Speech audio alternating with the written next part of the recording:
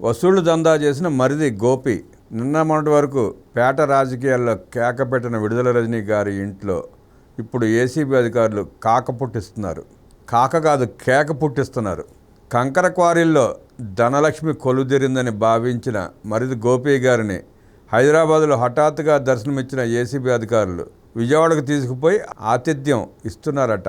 అసలే మాజీ మంత్రి గారు క్వారీ యజమానులను బెదిరించారనే కేసులో నిందితురాలు. ఇప్పుడు మరిది గారు కూడా అదే బాటలో నడిచి ఒకప్పటి ఐటీ మొక్కకు అంటుగట్టాడు. చూస్తుంటే కుర్తిలో పడ్డ ఎలుక లెక్కన ఉంది పరిస్థితి.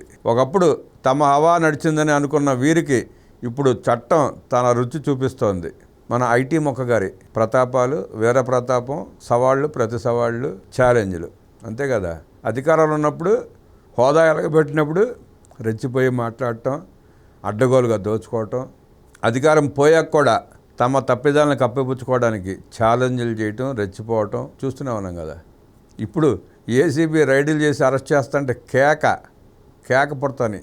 మంత్రిగా ఉన్నప్పుడు, మొక్కగారు మంత్రిగా ఉన్నప్పుడు అక్రమ అరెస్టులు చేయించి స్టేషన్లో పెట్టి కొట్టించి వీడియోలు తీయించి ఆనందిస్తూ హైవేని ఆక్రమించి కటౌట్ పెట్టించుకొని మిడిసిపడ్డ అహంకార విడుదల రజని గజగజలాడుతూ ఏ కలుగులో దాక్కుందో తెలియట్లా. తనకు టోకెన్ ఏ క్షణంలో ఇస్తారో అని ఎదురు చూస్తూ, భయపడుతూ, బింకాలు పోతూ, ఇంకా డప్పాలు కొడుతూ కూర్చుంది.